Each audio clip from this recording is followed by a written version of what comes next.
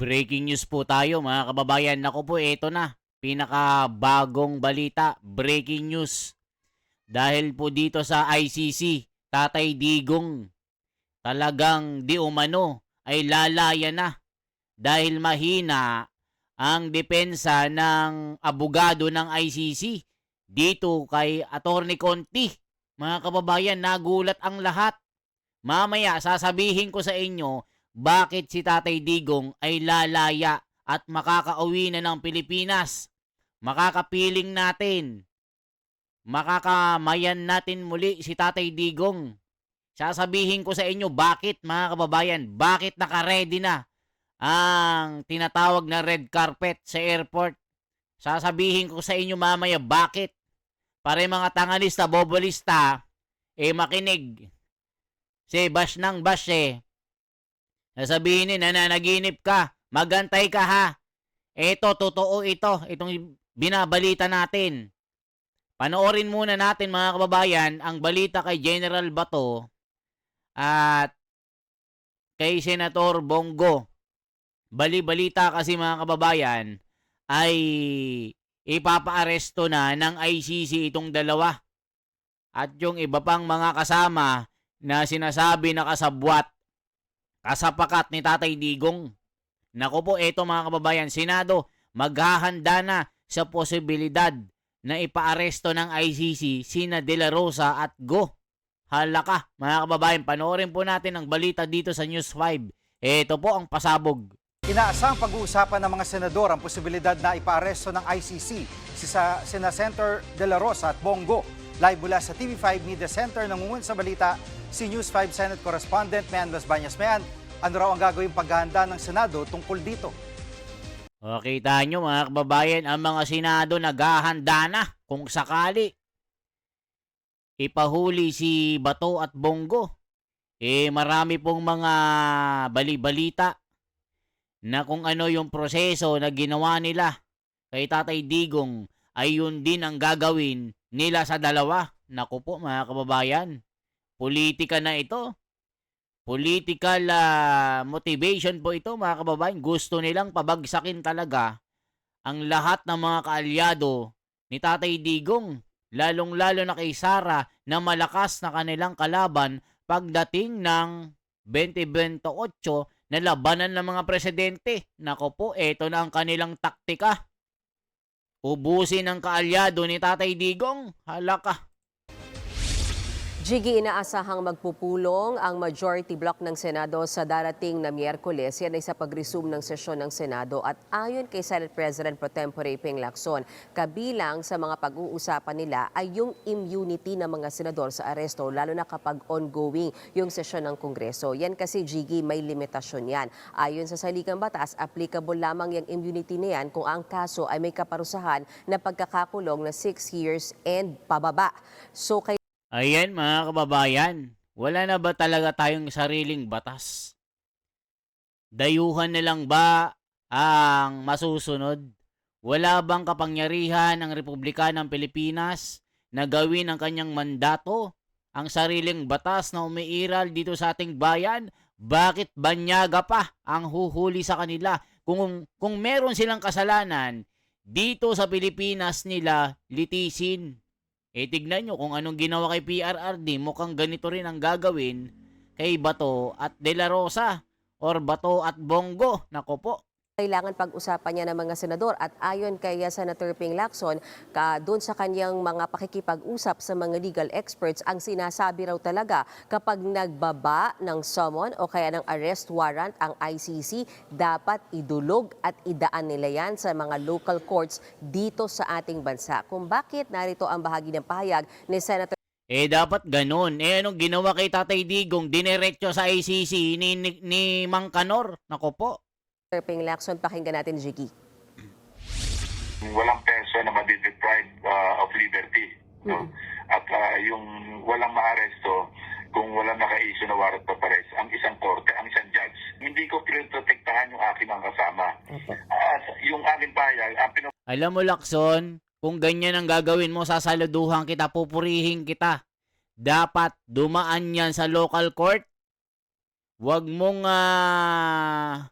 gawin yung gaya ng ginawa nila kay Tatay Digong.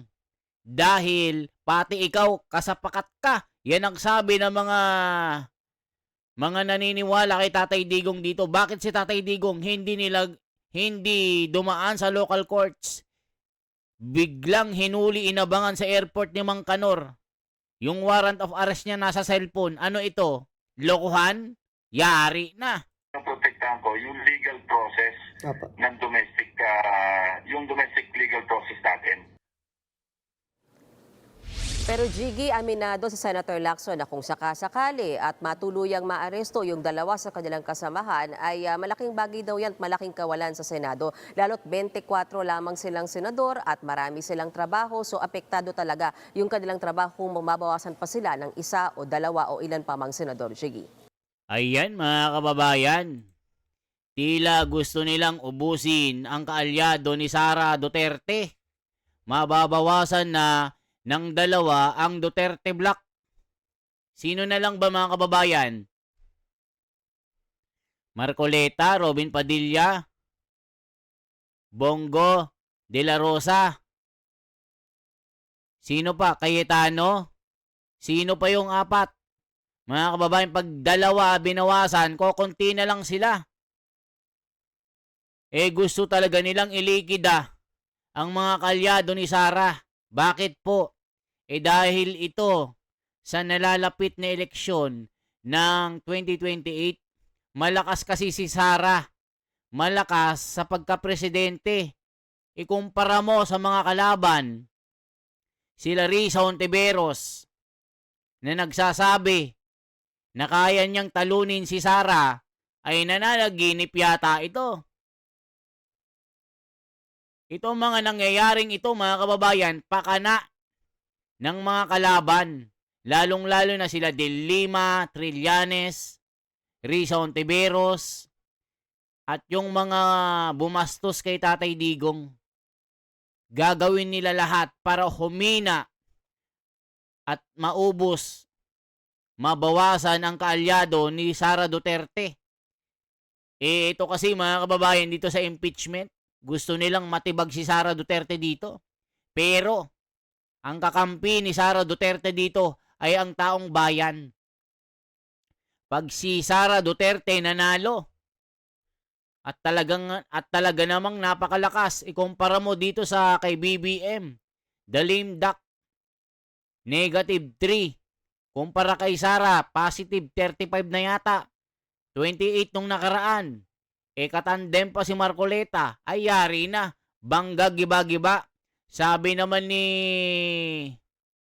Raffy Tulfo, abay kaya daw niyang talunin si Sara sa halalan ng 2028 ang national election. Bakit? Abay nangunguna daw siya sa survey ng Tangari. Tangari, Tanjeri mga kababayan. Abay nanguna daw. Yung ibang mga nagmamasid sa usaping politika, magkano raw? Magkano raw ang binayad? Mga kababayan ko. So dito, nangarap na agad si Tulfo. Kaya daw niyang talunin. At ganun din si Sara. Ay magkatandem daw yung dalawa. Abay, nangangarap ang dalawang ito. Are! Grabe na, tuloy pa natin. At may anong reaksyon ng mga kasama nila sa minorya, nila Senator De La Rosa at Bongo, dito sa isyong ito?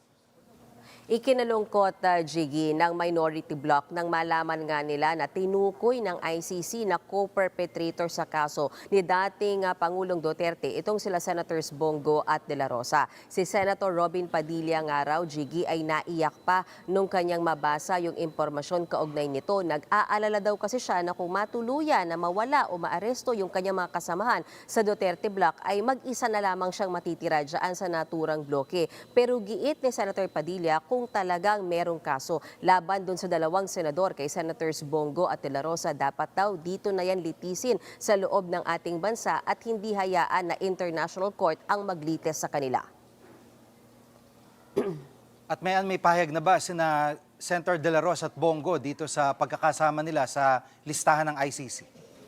Yes, Chigi, naunang naglabas ng pahayag si Senator Bongo at ayon nga sa kanya, one-sided, unfair at walang basihan. Yang akusasyon ng ICC na tumutukoy sa kanya bilang co-perpetrator nga doon sa drug war. At O kita nyo mga kababayan, isinaad at twirang sinabi ni Senator Bongo na I dispute these allegations which are entirely unfounded, one-sided, unfair, and bear no relation to the reality of my roles and responsibilities during my service as a special assistant to the President from June 2016 to October 2018 as well as executive assistant to the Mayor of Davao City from 1998 to 2016. Halaka, dinamay talaga si Senador Bongo. Itinanggi na siya ay kasama sa lahat ng hindi siya kasapakat. Gumagawa lang daw siya ng kanyang trabaho. Ito ay bias, one-sided. Halaka, mga kababayan ko. Tuloy pa natin. ni Senator Bongo sa tagal nila na magkatrabaho ng dating Pangulo, ni dating Pangulong Duterte, wala naman daw iniutos sa kanya na kahit anong iligal. At kung sakaling may mag-utos sa kanya ng kahit anong iligal na bagay, hindi naman daw niya yan susundin kung kahit pa kanino galing yan. Samantala, may depensa rin dyan si dating DOJ Secretary Vetaliano Aguirre. Para sa kanya, ginawa lang niya yung kanyang trabaho nung siya ay abogado ni dating Pangulong Duterte. Hindi rin daw tayo miyembro ng ICC noon at wala siyang nakikitang masama sa kanyang naging ginawa sa kanyang trabaho. Habang ang PDP naman, o Partido Demokratiko Pilipino, ay kinukondina yung movement na yan. O, kita nyo mga kababayan, ito ang sabi ni Vitaliano Aguirre. First, I acted as counsel for PRRD and other suspected members of the Davao Death Squad in 2009. That's true, but I was just exercising my profession as a lawyer, and nothing is wrong with that. I never conspired or participated in any extrajudicial killings. Besides, at that time, the Philippines was not yet a member of the ICC. Halaka! Galing ng abogadong ito. Vitaliano Aguirre, former Justice Secretary. Halaka. Pilipino ay kinukondina yung movement na yan, yung development na yan sa ICC. Masyado na raw silang maraming nilalabag sa ating soberanya. Habang Jiggy, wala pang comment yung ilan pa sa mga napangalanan dyan sa ICC. Kabilang na si Senator Bato de la Rosa na alam naman natin, Jiggy, na hindi na pumapasok sa Senado mula pa noong November 2025. Yan muna ang latest, Jiggy. Balik sa'yo. Ayan mga kababayan ko. Ano naman ang sinasabi ng mga komento. Alam nyo na, may mga tangalista dito. Merong mga trilyanista. May sosotista.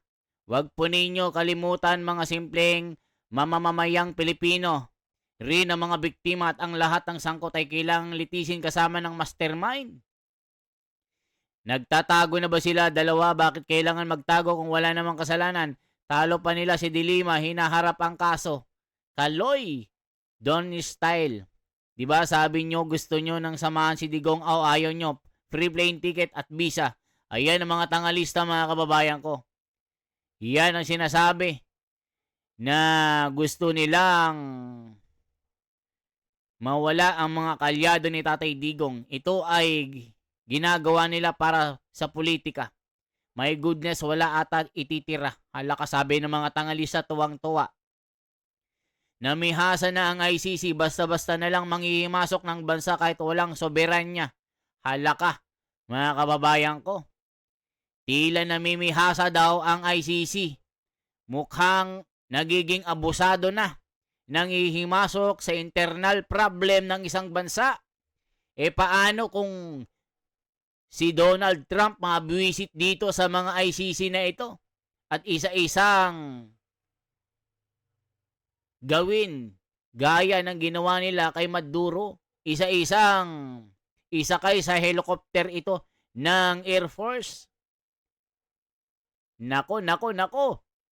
Pero sabi nga nila mga kababayan, ang langit hindi natutulog. Lahat ng kanilang mga gawa ay pagbabayaran nila. Yan po ang sinasabi ng mga taga-suporta ni Tatay Digong na nagmamahal po sa kanya. At si Sara, hindi nila kayang talunin. Mga kababayan, sabi nga ni Hontiveros, Sara Duterte is beatable. Sinuplak ni Belhica. Yes, beatable but you can't beat him or beat her. Mga kababayan ko. O, di ba? Ano sabi ng mga nagmamahal kay Tatay Digong? Mga kababayan, ako po, yari na sila. Di ba? Yari na. O, ito po, oh. Okay po yung magkakasama po sila, sabi ng tangalista. Ano pang mahihita mo dito sa mga tangalistang ito? Diba mga kababayan? Ano masasabi nyo? For transparency, for a better democracy, anong masasabi nyo sa ginagawa ng mga dilawan, bangagista, at tangalista, bobolista? Gusto na naman nilang iparesto itong si Bato at Bongo. Para saan? Alam na, politika ang dahilan. Sabi nga ni Ping Lacson, dito ako hahanga sa'yo, Ping Lacson, ha? Ako, neutral po ako kung magandang ginagawa ng isang tao. Lalong-lalo na pag politiko na pasahuran ng taong bayan, pag gumagawa ng tama, pinupuri ko. Kung gagawin ni Lacson ito, na dapat idaan sa lokal na hukuman dito sa proseso ng pag-aresto nila kay Bato at Bongo, maganda. Merong warrant of arrest na galing sa hukuman, sa Korte Suprema. Pero kung wala, hindi pwede ito, labag ito sa soberanya. Dapat noon, Lacson, ganyan ang ginawa mo. Ganyan ang ginawa mo kay Tatay Digong. Sinabi mo na mali ang pagkakaaresto sa kanya. Dapat ganun ka, pero hindi Tahimik ka lang nun. Ngayon, ganyan sinasabi mo. Sabi ng legal luminary mo, kailangan idaan. Pero yung sinasabi ng Korte Suprema na binasura ang impeachment ni Sara, kinakalaban yun ni Soto. Ngayon, kinasuhan ng indirect contempt ito, kaya umiiyak si kumpare mo. Sabi nga ni Erisi sa'yo, mukhang ang investigation ng Blue Ribbon Committee, walang direksyon. Puro imbestiga lang, puro pagtatakipan. Walang nangyayari. Bida-bida. Di ba mga kababayan? Yan lamang po ang ating bahagi. Ako si The Wonders Philippines. Isang like naman dyan, isang share at isang subscribe. Salamat po sa inyong lahat mga kababayan. Magbasa naman tayo ng kahit 5 pangalan lang. Ano bang sinasabi ng mga komento dito? Dito sa nangyayari na namang bulagaan. Wait lang ano nang sinasabi ng mga komento? Ito po, mga kababayan ko. Good evening, The Wonders Philippines. Gaspar Beltran, laging nangunguna ito. Tignan nyo mga kababayan. Bro, wala kang picture, ba't wala? Diba? Ba't wala? Diba? Ano pong sinasabi ng mga komento dito, mga kababayan ko? Dapat lumaya na si Tatay Digong. Syempre, lalaya yan. Pag si Sara Duterte ang naging Pangulo, yan ang sinasabi ko palagi. Merlinda, Prito, bakit naman gagawin na naman nila ang ginawa nila kay Tatay Digong sa 2 senador? Ano ito? Sabi nila. Politika na naman, sabi ni Nonito Sabala. Rogelio Kalagday, ang ginawa kay Tatay Digong may kabayaran sa huli. Tignan nyo. Di ba? Ano pa, mga kababayan? Anong masasabi nyo? Anong sabi nyo, mga kababayan ko? Mabuhay po hanggang dyan na muli. At sana po ipakalat nyo ang bidyong ito. Salamat po.